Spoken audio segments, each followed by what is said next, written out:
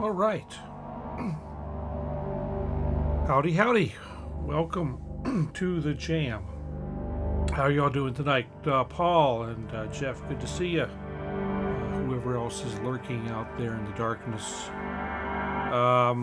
So, I was in sync with Symptoms of Reality. I guess that means they are streaming as we speak. So, very cool, very cool. Thank you, Jeff. Thank you. Good. So, let's see. Not a huge plan tonight, just thought we'd make some music. So I kind of set up for some of that. Let me see what's actually playing at the moment. Oh, with Kent, Scotty, and Cressy. Okay, that's cool. That's cool. Let me see which track is still fired off here. For a moment. Which one is that? Yeah, we don't need that one. All right. So, kind of sort of changed up the way I've been doing things. I took a week off, and Half God, good to see you.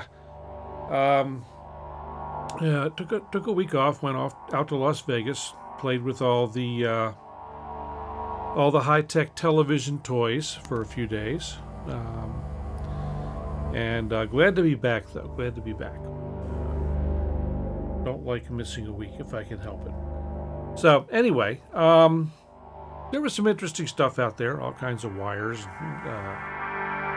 Pretty much anything for television production was there. Not so much for audio, although there was a fair amount of interesting audio stuff as well.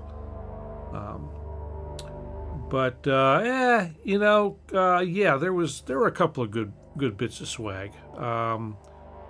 One company is always about new socks, so I got my new pair of socks from them, and they're nice socks. They're nice and soft, and then another company, their biggest competitor actually was the one who had the most useful swag of the show, and they had was a little toolkit that actually looks like it's pretty decently made. So that'll be nice. Carry that, throw that in the work bag and carry it around with me. So, real quick though, let's go ahead and get into the usual bits. So the problem. So t-shirts. I mean, they have t-shirts, and I got a couple t-shirts, but I ended up giving them to my wife because they never bring the sizes that fit me, and so they don't do me much good. But I brought home a couple t-shirts this year. And of course, all the usual paraphernalia, and they're all putting their catalogs now on thumb drives. So I've got a new collection of thumb drives. They're not very big, but they're useful for sticking a file or two on. So the usual stuff. And the travel itself was kind of uneventful, which is also always good. So let's take a look, as we usually do about this time, at what's in the jam. So combination tonight of software and hardware. We'll go ahead and start. I can't talk. We will start with the software stuff. And we're kind of in a place. I've been liking this particular drone sound thing that we've been using. So this is still the SQ80V. I modified the patch slightly since the last time, but this is basically the same patch. It's got a great range, and we thought it was pretty fat till I laid in the thing from the Polybrute. The Polybrute was adding this, and people tell me the Polybrute can't be fat. I don't know what they're talking about. This thing is big and fat and doing the thing, and that's not even pitched down an octave.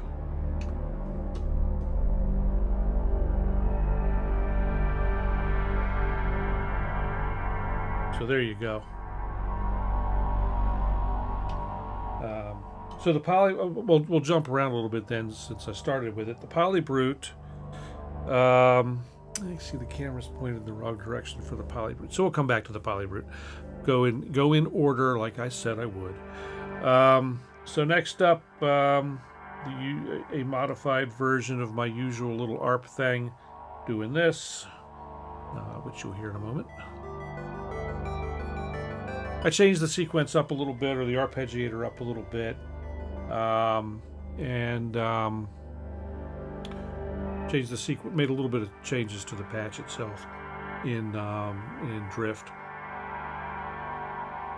But this little kind of thing is just makes a nice little spice as it goes through. And then next up we had this guy going along, which is a similar. Why the heck did that not come up? Oh, okay, here we go. This guy, which is just another arpeggiator running off Stepic, and then I'm using this this particular patch in Zyklop, which is a neat sounding patch. What we got there? Will, good to see you. Thanks. Yeah, back from Sin City. I spent all of my time in either the convention center or my hotel, with a couple of exceptions. Went out to dinner a couple of times with some folks. And I will say, well, I'll come back to it. But yeah, not really an exciting time in Sin City. But like I said, interesting stuff. So let's see. After Zyklop, we had the percussion thing, which was the usual,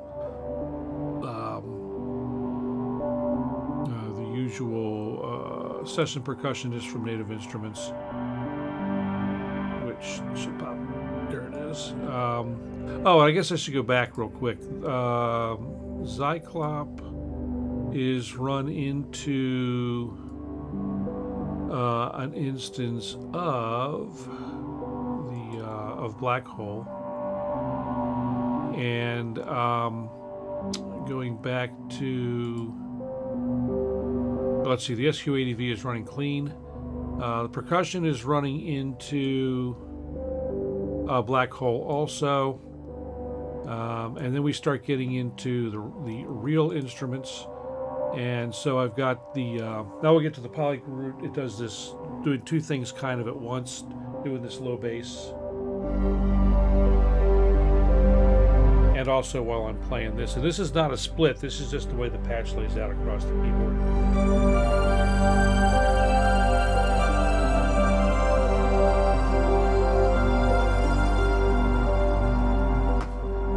You move the thing around here. You know, yeah, I should do that, but I haven't. So anyway, let's go ahead and look over here. Sometimes, you know, we just don't always do the things. So anyway, down here, Polybrute.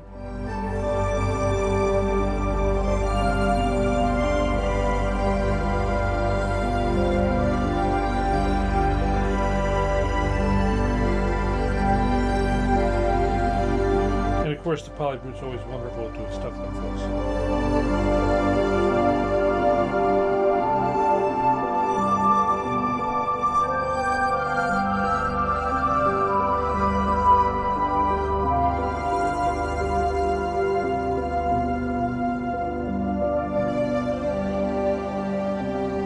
Stop this other thing real quick. There we go. I've got just the stuff we should be listening to. There's Polybrute.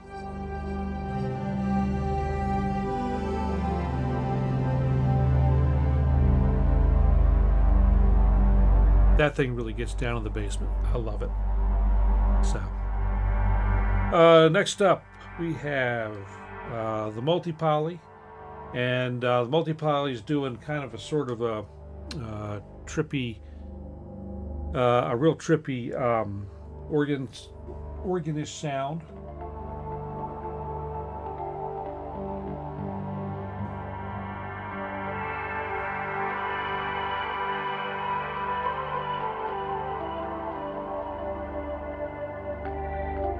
Now, I'm not using the effects from within the Korg for that. I'm using Valhalla Supermassive with the Pleiades mode.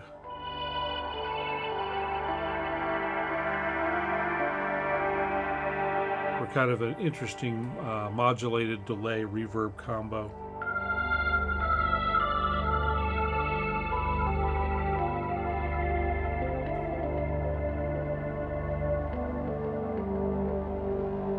Then we get over to the less exciting looking stuff because it's in the rack and the camera's not pointed over there at the moment, but I've got the Theramax patch on the Op 6 tonight,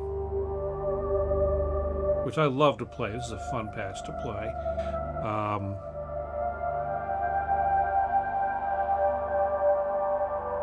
Anyway, and then I've got it running into Black Hole and then into Valhalla Supermassive.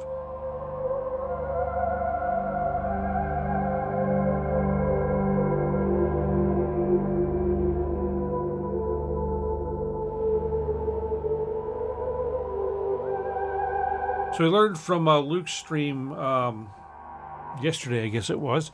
Yeah, yesterday. There's apparently there's a pretty good theremin patch preset in the wave state. I've never found it or never used it. He was using it yesterday a bunch. I like this one, I think, a little better from what I heard, anyway. It sounds a little more theremin-y to me.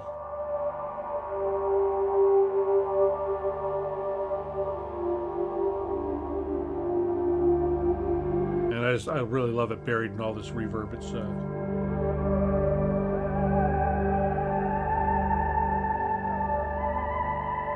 well, it's better than my actual theremin playing, Jeff.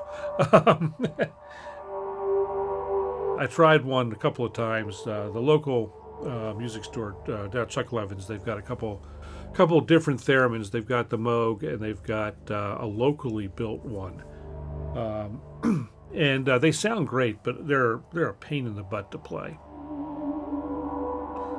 So I'll just stick with this one. It's not pleasant.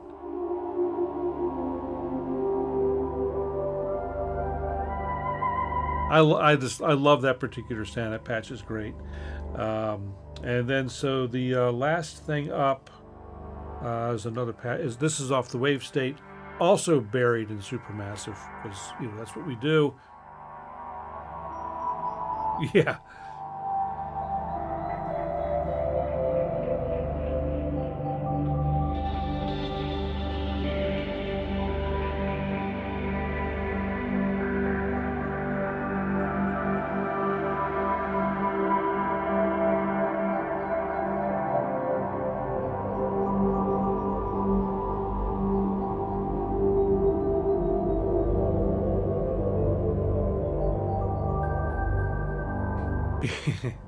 Beware the local theremin, indeed, yes.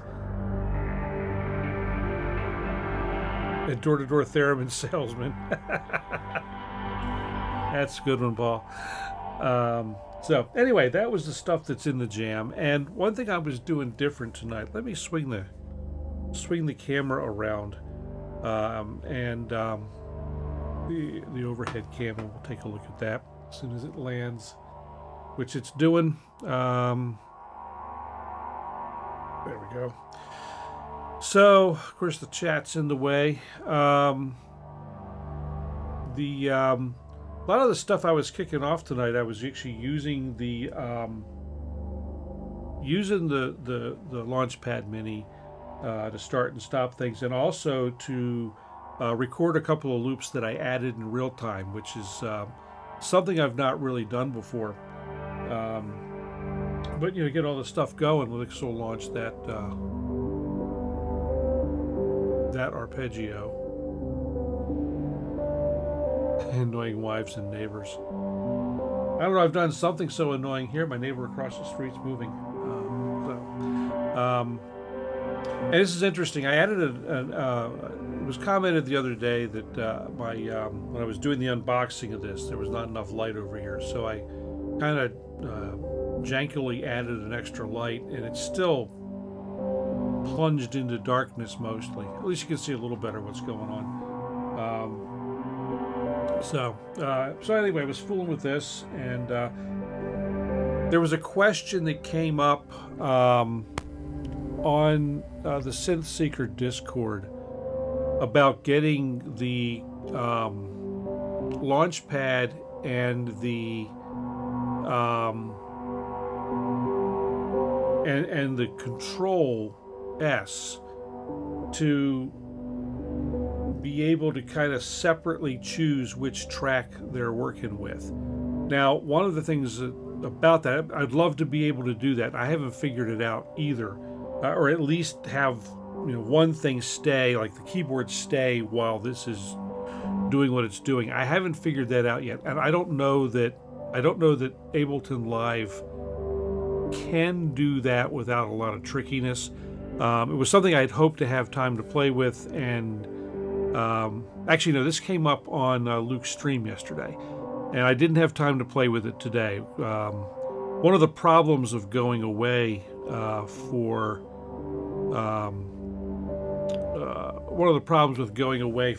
a convention or something for several days is the amount of email that pops up and the amount of phone calls that you have to take or deal with when you get back. So I was back Thursday night, so all day Friday and all day today have been playing catch up. So I'm interested in doing that same thing, though, that in being able to kick off sequences or clips in Ableton Live while have this being controlling a track in real time. So we'll see what happens. I'll get into that. Hopefully by next week I'll know whether that can actually be done, and what's involved in getting it done, and we can talk about it next week. That's on my list. One thing I did have on my list for tonight, I've talked about this a couple of times, and that's the new earpads that I'm putting on these Sony 7506 headphones, the MDR 7506s. And I showed a couple weeks ago, I guess it was, what happens to them. They get all flaky. The original pads get all flaky after 15 or 20 or 25 years, and they have to be replaced. And I had mentioned that I had gotten some pads for the Bear Dynamic DT250s, I think, these guys, and that they're a perfect fit for the Sonys, and they're very comfortable as compared to the fit of these from Dakoni, which are also supposed to be good, but they slide around. I mean, it's like you can't really see. Let's do this. Let us switch to that, and I'll hold it here. And now you can see whether there's really enough light to see this. But you can see if I'm holding the headphone still, I can turn this ear pad all sideways. And so anyway, I decided to go with the velour. These are sheepskin from Dakoni, and I wasn't happy with the fit. I wasn't happy with the comfort. And so I decided to try the ones from Bear. They fit beautifully. Yeah, it's nuts. It's like and the Bears fit better. They're actually better than the original Sonys. This is not a sponsored video or anything like that. Just finding things that work and work well. I think these things cost about these guys cost, the ones from Bear cost about $40 for a pair, and they come with the parts obviously to do the Bear Dynamic headphones. Subsequently, there's a part in there that you don't need that comes with it, that you don't need it for the Sony. It looks to me like the installation for the Bear Dynamic DT250s is a snap, literally. There's a plastic ring. Let's see, got one here. I think I did. Yeah. Hang tight, guys. I don't have all my visual aids together. Here we go. It's in this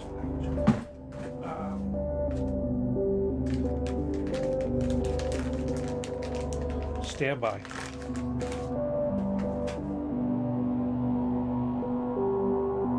So they come with this plastic snap ring, and you put the for the Bear Dynamics, you put the pad on this, and this just snaps on to the headphone after you snap the old one off. It's a big pressure fit, it looks like.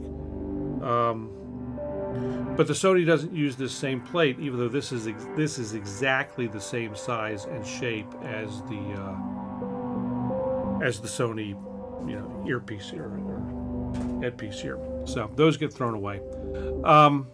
If y'all want, I will, I'll do a video, or even tonight if you want, I'll show how easy it is to swap these things out, or I'll just do another video later, or not at all. Depends. It's up to you guys. I certainly can do it.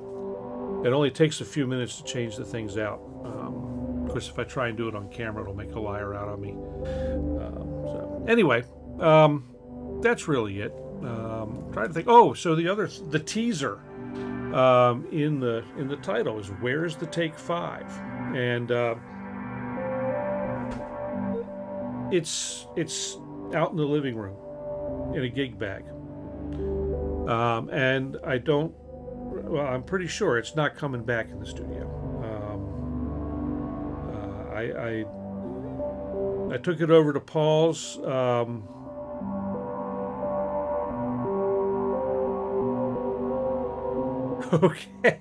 Okay, Will. I'll do a video. I'll do a video later in the week and pop it up. I took the Take 5 over to Paul's yesterday for our monthly jam, and I had an okay time with it. A friend of mine out in Chicago has a list for dealing with your synth gas and not gas, and his one of his rules is like 9 rules or 7 rules, whatever it is. One of them is that once you decide to sell something, don't play it again. He's broken that rule, and subsequently everything has ended up back in his rig, or not everything, but a bunch of stuff that he had for sale has ended up back in his rig. I'm still reasonably certain that I'm going to sell the Take 5. Might hold off for a few weeks or so till but I think I'm pretty sure it's going to go. So we talked about this a couple weeks ago. I've got stuff here. It just sits here, and so I'm going to cycle through it all, see how I hate selling it too. It's a pain in the butt, and invariably, well, I won't say invariably, because there's only been in 40 years, I guess. There's only been one instrument I've regretted selling, and that was my original Prophet 600. But literally, that's the only instrument that I have regretted.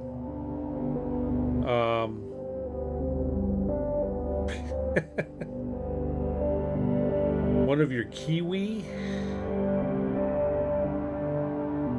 Well, so yeah, I mean that means I might buy something new, or I just might keep money for some impending doom or something like that.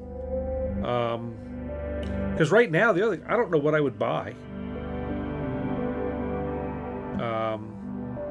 I don't know what I would buy. I'm pretty happy with everything in here at the moment. The only thing that the only thing I can think that I might buy might be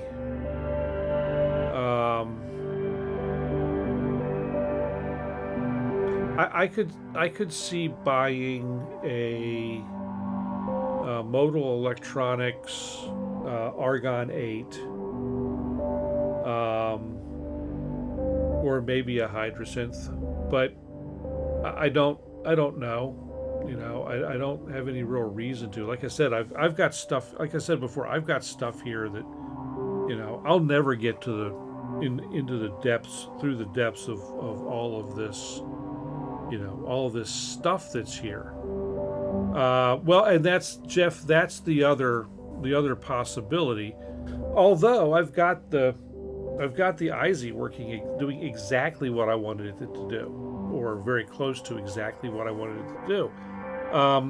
You know, the Recursion Studios is very cool, and it certainly is tempting. And you know, if I sold the Take 5, I'd have very nearly the very nearly the right amount of money to buy one. The 8, which one was the 888, Paul?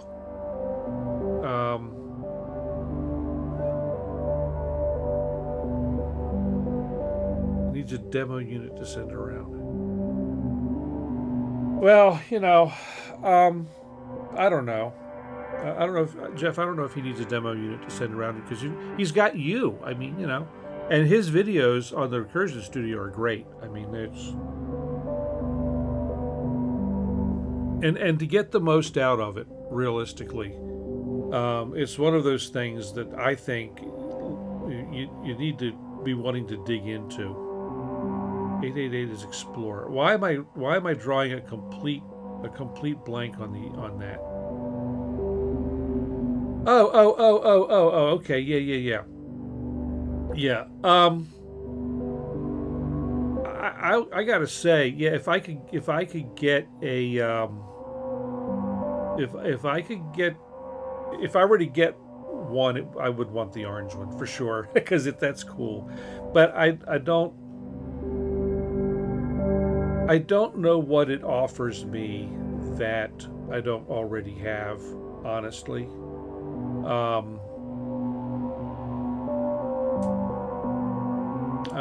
I'm trying to think what it would offer me that I can't do. See, anything that I bring in has got to be, it's got to be unique, and I mean really unique. I mean, there are a couple of things that you know, I could think of that I wouldn't. Yeah, I got poly aftertouch, Paul. I got poly aftertouch on the Kontrol S, on the new Kontrol S Mark III. That was part of why I bought it. So I've got poly aftertouch, and every synth in the place responds to it. So you know, even synths that don't have poly aftertouch on their keyboard. So, you know, already got that. You know, and there is one thing that caught my eye, and I have no good reason, because it's not that unique, honestly. But the PWM Malevolent has caught my eye for some reason. But you know, I don't know really what it offers that is, again, that different, or that unique about it. You know, but anyway, didn't really want to talk about stuff about gas. Just wanted to talk about, you know, thought we might make some music, make some sounds or something like that. Didn't really have a huge plan, because, you know, I was, again, gone and whatnot. So, well, let's take a, we can do this. Let's see, what's the easiest way to do this? Let me pull up PWM. I'm doing a search on the other computer. And where is it? Do we have...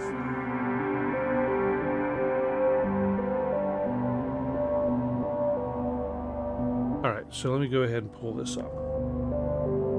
So it's this thing, you know.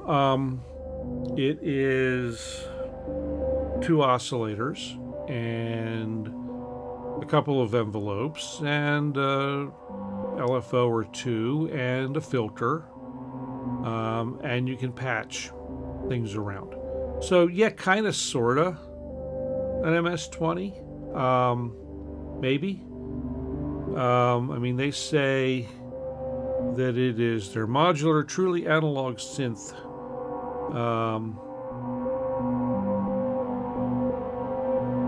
And yes, so it could be a gateway to modular if I wanted to go to modular. I'm really avoiding that.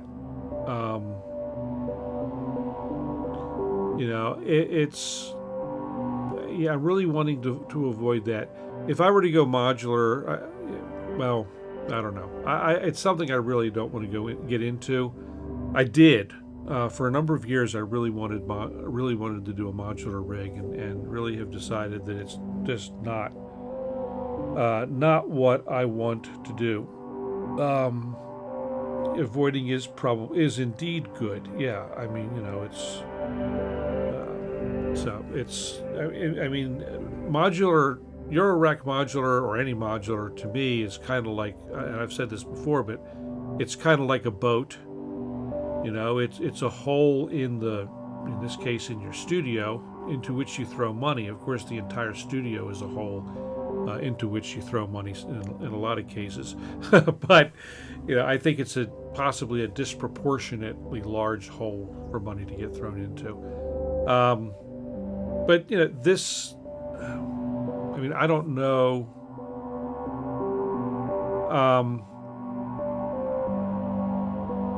Hey, Luke, welcome. Thanks for coming in. We were just talking about things I could possibly buy if I decided to, if or when I actually sell the Take 5. I like the idea of the Malevolent. It's got a sound.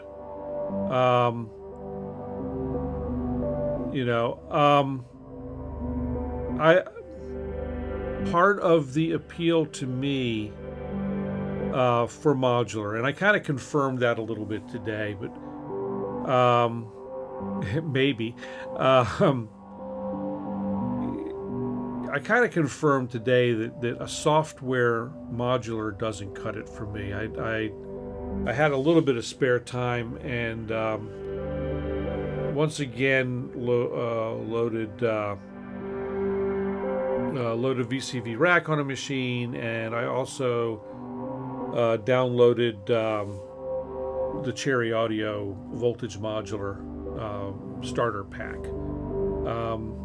And the problem is, for me, you know, part of the appeal of modular, and also part of the appeal of, you know, some of the stuff that I have, or a lot of the stuff that I have, is that, and especially true of, especially true of the, you know, like the multi-poly in particular. Yeah, let's see if the camera got there. You know, oops, this choice. Knobs, you know, controls. You know, so yeah, the 4-layer Op6, that would be pretty cool, because I love the Op6, you know, and the Polybrute 12, you know, that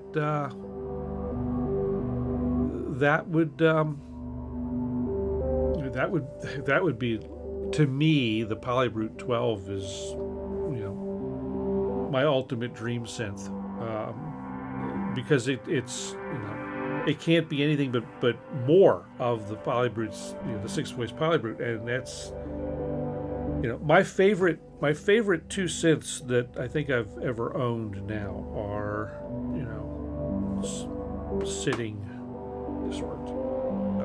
here, this guy, and come on, move, you know, this rack right here, you know, I could live with just these two synths, to be honest with you. As far as hardware synths are concerned, I really could be happy with this. But you know, and I could be even happier with a Polyroot 12. What the hey. But this is all this. That's all the synthesis that I think anyone really needs, honestly. And then the rest could be in software, and I'd be happy. So Korg. Those who know me well. Those who know me and Korg, I've got a do not pass your screen. I've been a Korg guy for decades. Korg is the manufacturer I love to hate for some reasons. But I got my start with Korg, and I keep going back to Korg for lots of things. And their Korg R&D, the Korg R&D side, are killing it. The rest of Korg,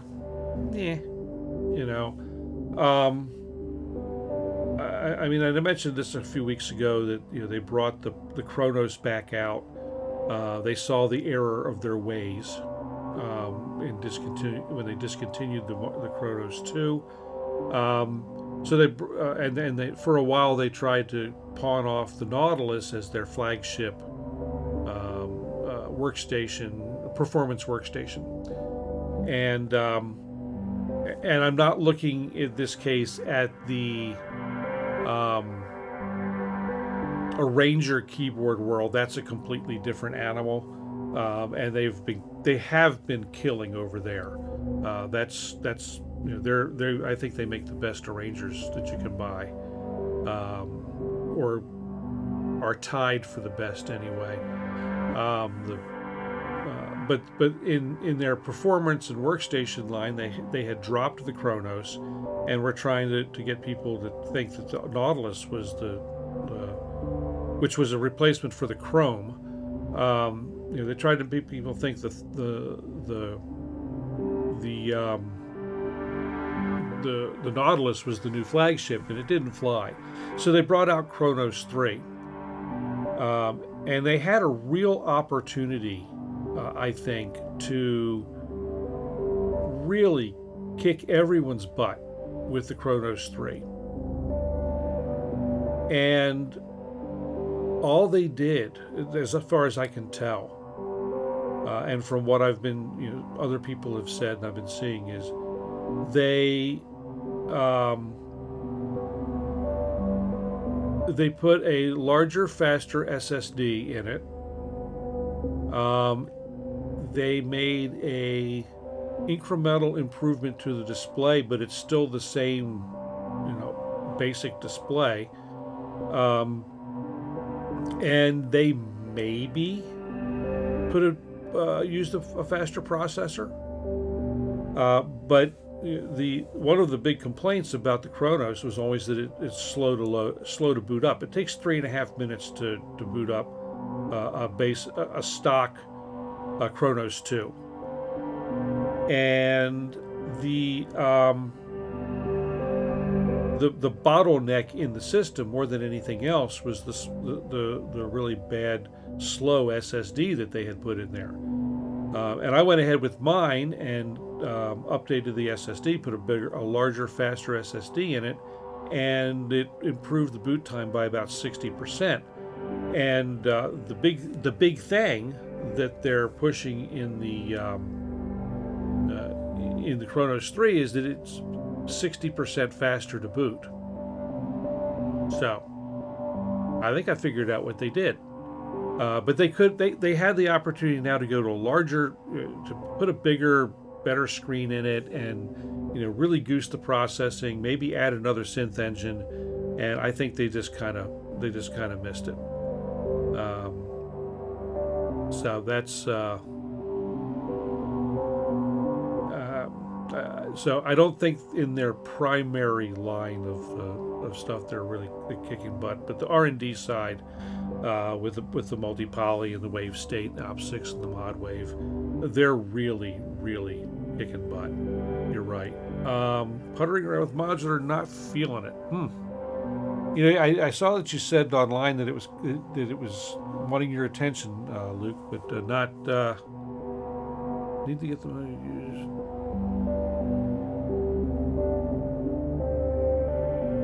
Yeah, I can see that. I mean, yeah, it's again, my only issue with software is the lack of knobs. I'm really a hands-on control kind of guy, and you know, that's just the there's really just that physical interface is really, for some reason, important to me. Well, that's another thing, Jeff, because and one thing that I have said a couple of times is if I wanted to go modular, I'd really, you know, I would probably prefer 5U. I know where my initial investment would be. You know, I would probably go with the vanilla as my initial investment, and yeah, right, Luke. We've got hardware synths, and don't get me wrong. Obviously I love software synthesizers, but what's really made me love them even more is this integration that I have with the Kontrol S.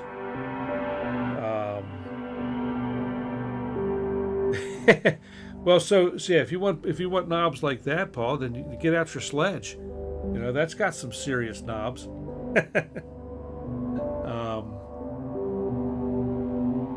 You know, and the 5U stuff has got, you know, which is, you know, the original Moog format and whatnot. That's stoneware synths. All the physicality of knobs and the precision of stone tools. That's fun. Cool. So I was fooling around. Yeah, I did not install it on the production machine. I just installed it on my laptop since I was down in the office all day, and I spent a couple minutes with it here and there, and you know, I got like I said, I was using the Cherry Audio thing, and I was playing with VCV Rack. It's like, yeah, okay, this is nice, but you know.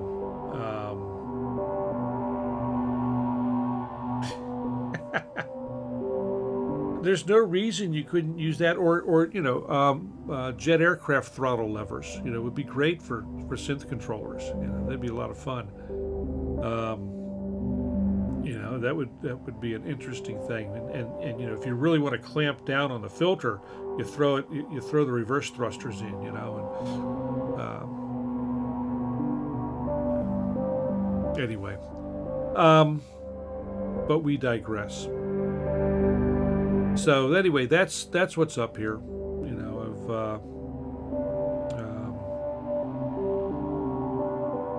cruising along. I did have fun today putting today's set together. Clutches. Well, you can't see it here. I think I can get a camera down there. But if you look underneath, if you were to look underneath the, let's see how close we can get to this. You can't really see, but if you look down underneath here, there's two expression pedals and a sustain pedal for the polybrute and a sustain pedal for the multi-poly. I said this a couple weeks ago too. The one thing that the multi-poly and these other Korg R&D synths are missing is an expression pedal input. I can't think that it would have cost that much more to do it, to add it. But what do I know? You know, you could just tie it to the circuit that's got the mod wheel, and you know, just to free up that hand. So you know, and thinking that way, Paul, you know, if you look at the wave state, it's got a gear shift. It's a 4-speed. You know, it's got that joystick. The Kronos had a joystick. The Kronos had two joysticks. So it was like that Mitsubishi twin stick we were talking about yesterday. The Morphe's, I love that. I'll tell you, that Morphe's fun.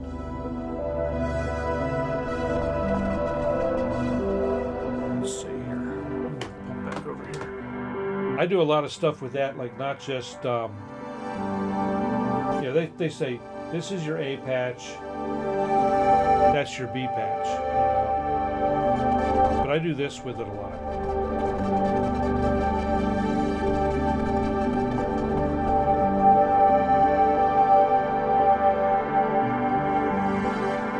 And you can do the same kind of thing depending on how the patch is set up. I'm not sure how this one is set up or not, set up for it or not. But let's see here.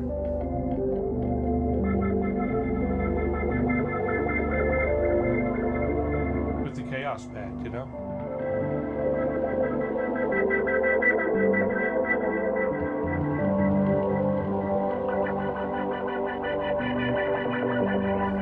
And see, that's why I love expressive controls. It can do, I mean, that was kind of silliness, but that's, you know, that's to me the beauty of a lot of these synths with these highly expressive controls, you know, and knobs and mod wheels and things, you know, and you just, until, like I said, recently, having the Kontrol S working well, and then also, you know, when I have it in the rig, the Key Lab, or the Key Lab, scads a control. And Jeff, you know, I toy with the idea of putting using a breath controller. Hey, Talsafik, welcome. Good to see you again. Haven't seen you in a while.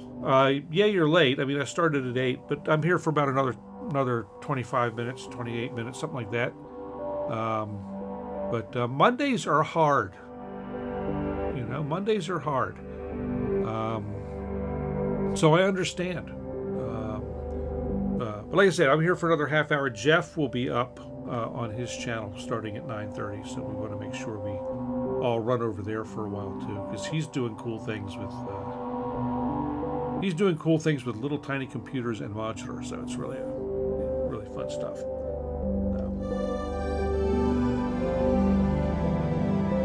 So hey, Luke, if you're still out there. I think I understand what that question was that was coming up on your stream yesterday about the control of the using a control surface and the keyboard and being able to split control. I think in my case anyway, what I would like to be able to do with that, and let me take the chat out of the way for a minute, is to be able to use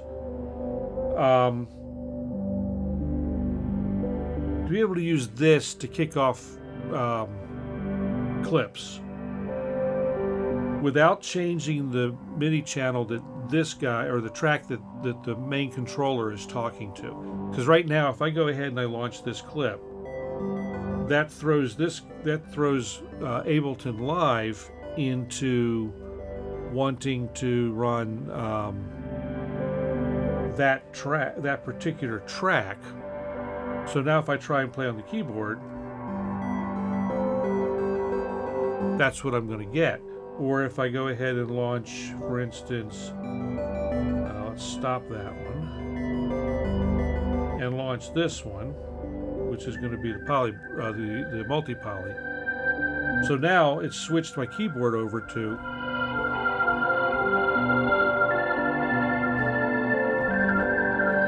So that's where that question was going, I think, wanting to be able to launch clips with a Launchpad, but not changing the track that your keyboard controller, in his case it was an M Audio, so we don't want that to change what track it's controlling. And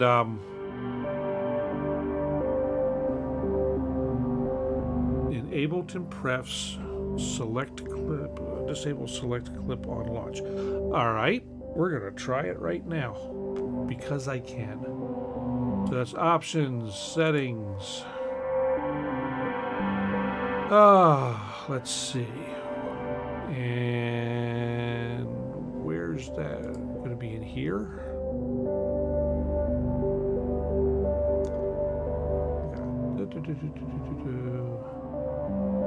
Under launch, okay. Select on launch. Is that what you're? Select clip on launch. Okay, so turn that off. All right, so let's see what she does.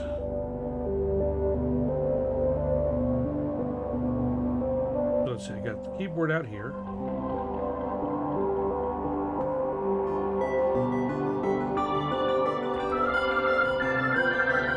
Perfect. So that was the answer to the question yesterday, I think, Luke. Yeah, that's exactly what I want to be able to do. The only thing that breaks. So you have to remember, you have to be able to. There's times you want to turn that back on, obviously. So when you're doing, if you're doing loop records and stuff like that, then you want to have that turned back on. And if you, but when you're in performance, unless you're doing looping in performance, then well, you can still do it, I think. Let's see. If I jump over here, yeah, I'd have to jump into this track, and I don't know if it's gonna. Yeah, it's not gonna jump into record. So you'd have to turn it back on if you want to. Yeah, map that to something else, and that on the Launchpad Pro, that would be easier, I think, than on the Mini. But that's really cool. Or just do a completely custom layout for the panel, or for this that's got maybe the bottom 2 rows for arm, disarm, and stuff like that. And then your clip launching is up above that. So anyway, so that was the answer. Yeah, you have the dedicated track select, and yeah, this just on the Mini, it just slides around through the space. Everything's compromised, exactly, and that's that's fine. We've got the options. So having the options is really cool. Being able to set this guy where I can, having it sit here is the Pro doesn't fit there. So being able to sit that there is really helpful and a lot of fun. All right. Well, let's see. Got about usably about 10 minutes left. I may just go ahead and kind of wind down and play some music a little bit. Those who are interested can hang around. I'm going to turn that setting back on though for the end jam, because I may want to create a new clip on the fly. So at least I know where that is now, and maybe I'll actually remember it.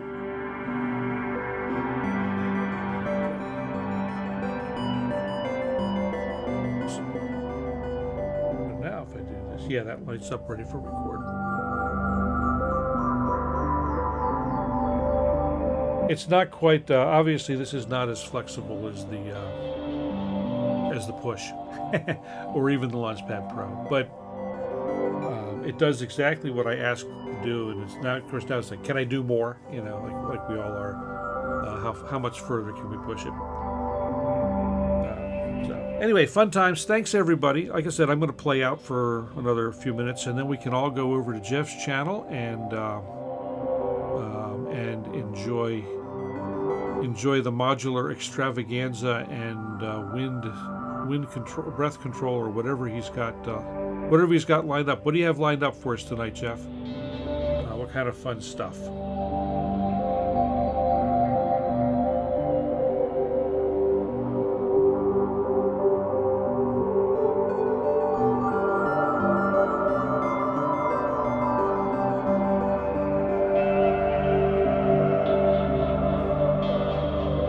Oh, the Matrix Brute is out. Cool.